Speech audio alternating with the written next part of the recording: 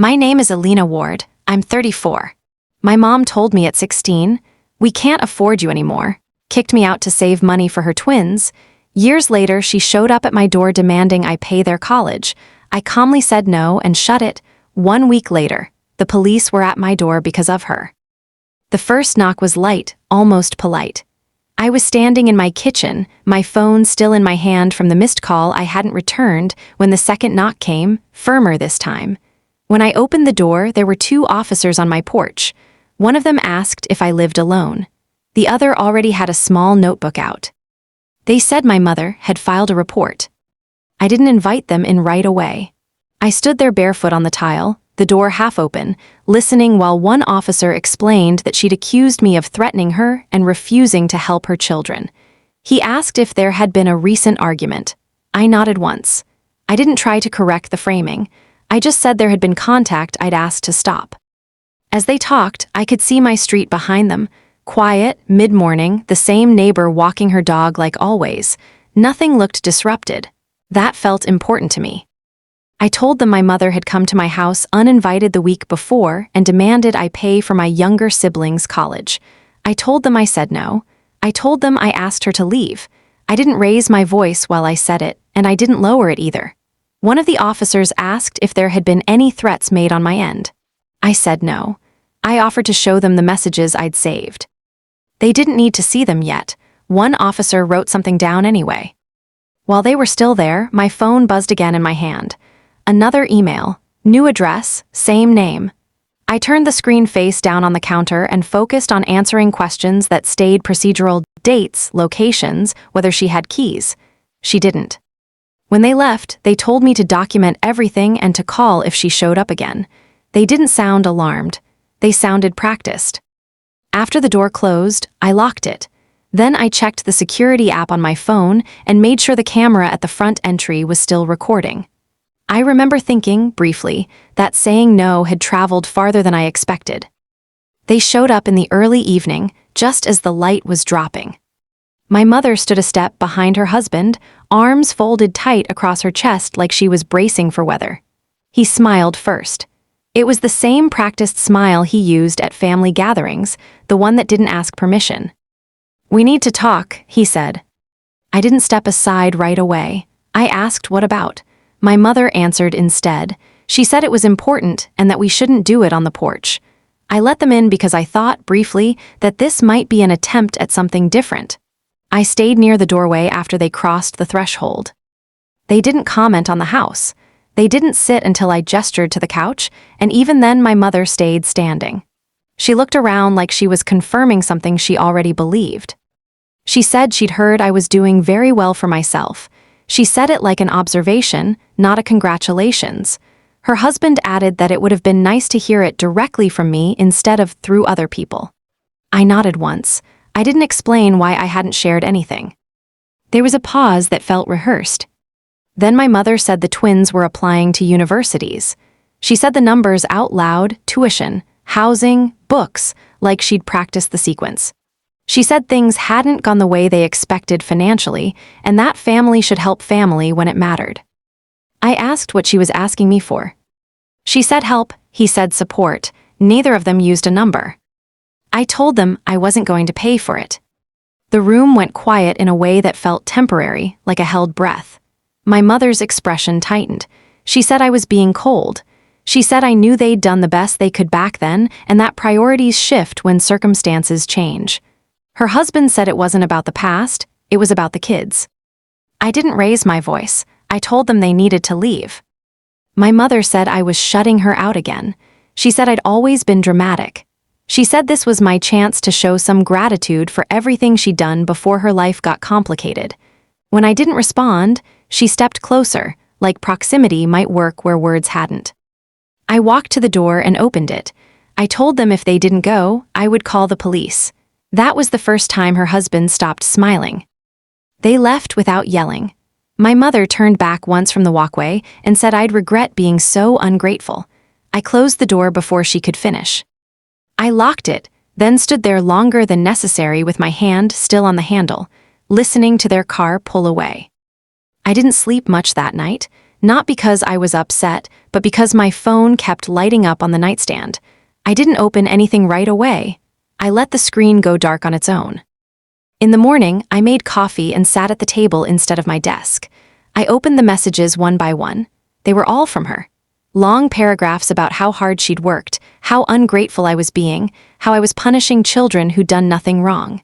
She reminded me of years I barely remembered and sacrifices I hadn't asked for. None of it mentioned the night before or being asked to leave. I didn't respond. I archived the thread and blocked the address. By the afternoon, another message came through from a different account. Same tone, same language. I took screenshots this time. I labeled a folder on my phone with her name and dropped them there. I checked the front camera feed before I left for work. Nothing unusual. Still, I made a point of locking the door behind me and setting the alarm, even though I rarely used it during the day. At lunch, I called my uncle, the one who'd helped me years ago with paperwork when I needed it. I asked him, carefully, whether he'd mentioned my job to anyone recently. He went quiet for a moment and then apologized more than once. He said he'd thought she'd be proud. I told him it was fine and changed the subject before he could say anything else. That evening, another email arrived. Then another. I blocked each one and added it to the folder. I didn't know what I was going to do with them yet. I only knew I didn't want to be surprised again. A few days later, I printed the screenshots and put them in a drawer with my lease and insurance papers. It felt premature, but orderly. At the time, I thought that would be the end of it. I hadn't realized how much access mattered to her, or how quickly losing it would turn into something else. The messages didn't feel new. The format had changed, but the logic was familiar. When I was 16, my mother sat me down at the kitchen table and told me we needed to be practical. She said having 2 infants changed things. She said money was tighter than I understood, and that it didn't make sense to keep pretending we were one kind of family when we were really another now. Her husband nodded beside her and added that it wasn't personal. I asked if I could get a job. She said that wasn't the point. She said the twins deserved stability, and spreading resources too thin wouldn't be fair to them. She told me my grandparents had room and that it would be better for everyone if I stayed there for a while. I packed that night. No one stopped me. After that, she didn't disappear. She just redirected. She and her husband would visit my grandparents with the babies, talk about sleep schedules and daycare costs, and leave without asking how school was going for me. If I brought it up, my mother would say I was old enough to handle things on my own and change the subject. When it was time for college, she said she couldn't help. She said they needed to protect the twins' future and that loans were normal anyway. I moved into my dorm with boxes borrowed from friends. My uncle signed the paperwork the bank required. My mother sent a text wishing me luck and didn't follow up. The pattern stayed consistent.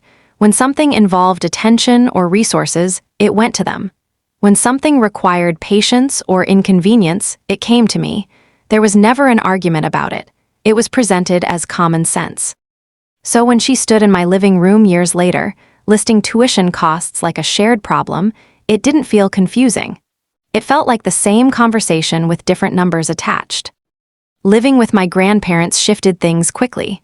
They didn't hover, but they noticed when I left early and came back late.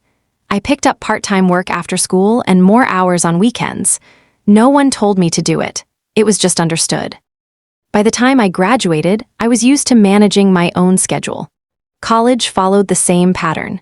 I worked through most of it, adjusted my classes around shifts, and kept track of loan payments in a notebook I still have somewhere. I didn't talk to my mother about any of it. She didn't ask. After school, I moved cities for a junior role with a logistics firm. The job wasn't glamorous, but it was steady. I learned how systems failed quietly, how small decisions stacked up, how to notice what people didn't say. I stayed late without advertising it. I took on projects no one else wanted. Over time, that turned into trust. A few years in, I was managing a small team. By my early 30s, I was overseeing multiple regions. The promotion that set everything off came after a restructuring. My title changed. So did my compensation. I told my uncle because he'd always asked how work was going and because it felt safe. I didn't tell my mother, not out of spite. It just didn't occur to me to include her. We spoke rarely by then, and when we did, the conversations stayed surface level. She talked about the twins' schedules and plans. I listened, answered politely, and went back to my life. The distance felt stable, predictable. I assumed it would stay that way. The shift happened without ceremony.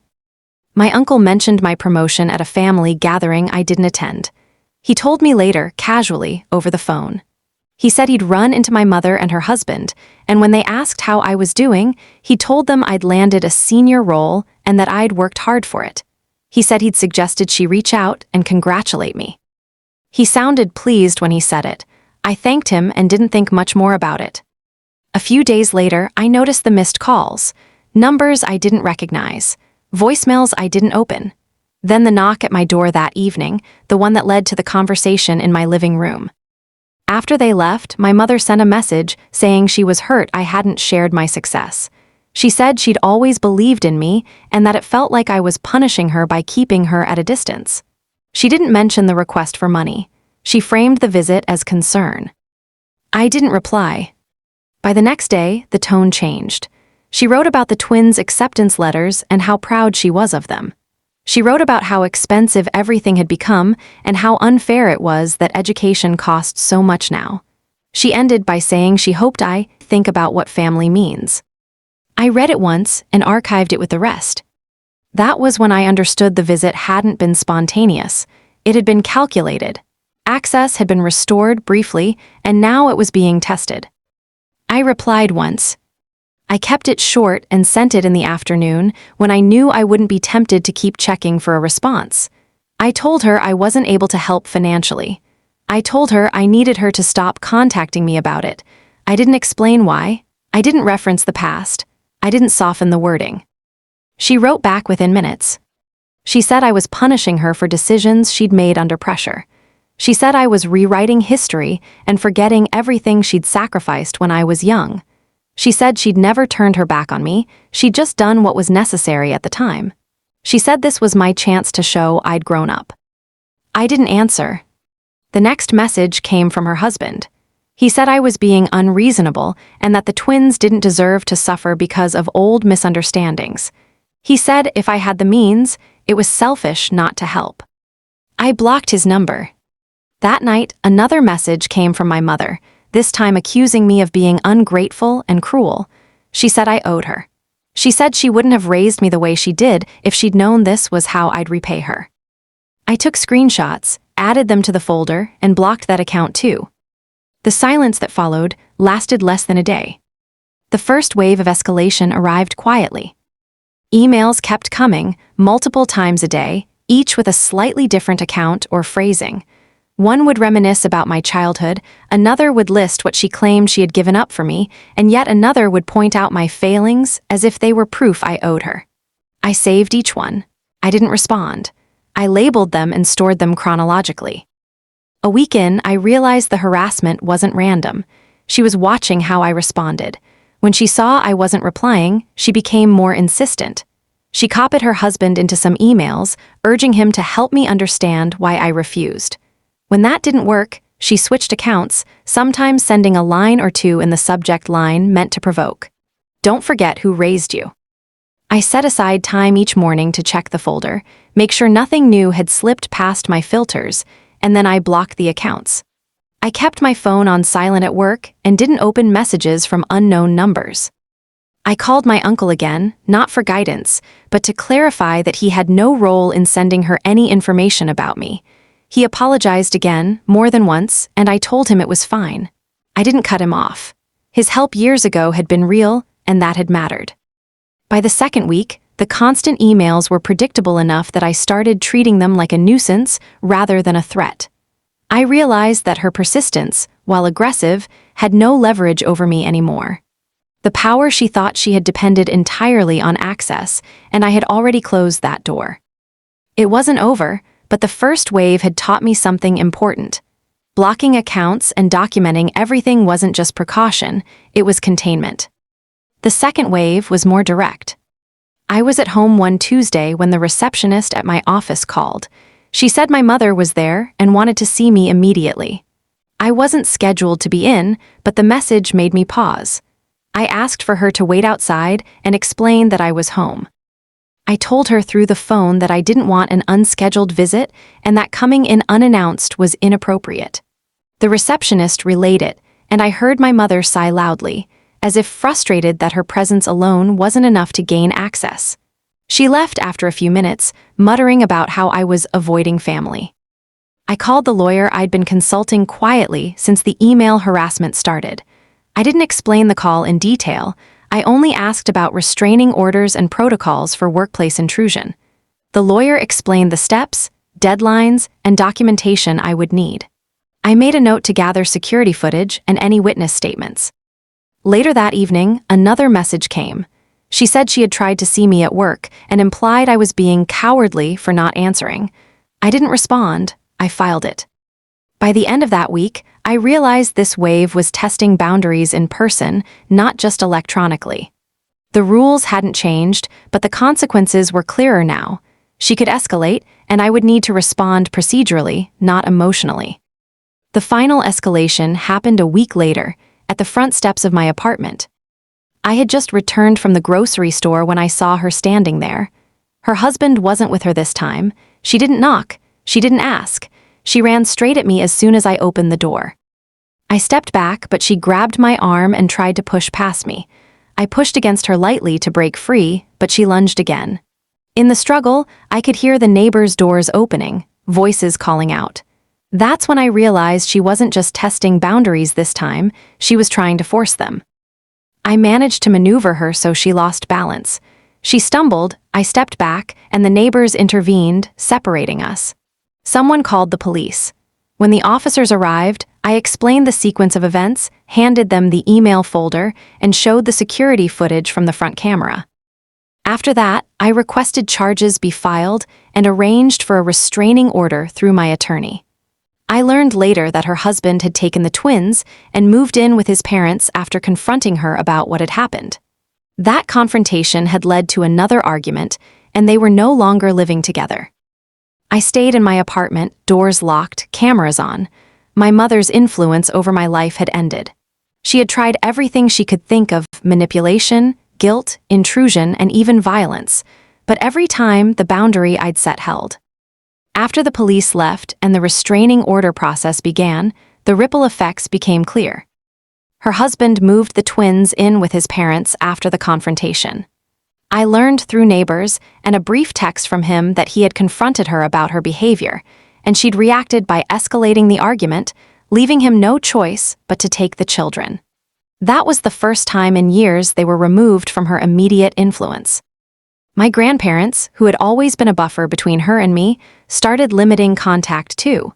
She had begun making calls and comments directed at them, trying to involve them in her side of the story. They decided quietly to distance themselves to protect both me and their own peace. I respected that decision, and we kept our usual visits minimal and structured. I filed the charges and moved forward with the restraining order. My attorney handled the paperwork, explained the timeline, and confirmed that the order would keep her legally from approaching my home, workplace, or any property I frequented. I made small adjustments at home: extra locks, cameras, and emergency contacts updated. For the first time in a long while, my home felt like a space I fully controlled. No emails, no unannounced visits, no manipulation. The escalation loop had ended, not through confrontation, but through boundaries enforced with documentation, legal steps, and consistent procedures. I started making plans to move to a larger apartment, one with a security system fully integrated, so that the physical space matched the control I already had. My life settled back into routines: work, friends, hobbies, and quiet weekends. My mother remained responsible for her own choices. She had lost access, influence, and leverage. I no longer felt obliged to respond to her narratives or accusations. Everything she had tried had been contained. By the time the restraining order was finalized, everything had settled into a new normal. My mother no longer had physical access or any real leverage. Her emails stopped after the last accounts were blocked, and the legal boundaries made further harassment actionable. Her husband and the twins were no longer under the same roof, and I learned they were adjusting to their new arrangement with his parents. I arranged the move to a larger apartment. I upgraded the security system, updated contacts for emergencies, and organized my life so that routines and boundaries were clear. My grandparents continued their quiet support, keeping the twins' visits separate from any involvement with my life. I returned to work without concern for surprise visits or interruptions.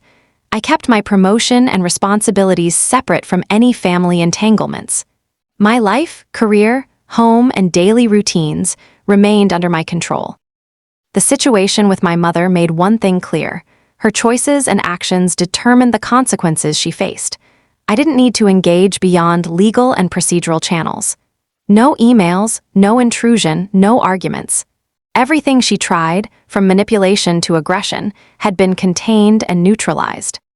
I continued with my life, calmly and deliberately, with the understanding that some relationships aren't recoverable, but stability, boundaries, and consistency are always achievable. The chapter with her ended quietly, as it had to, and the rest of my life went on under my terms.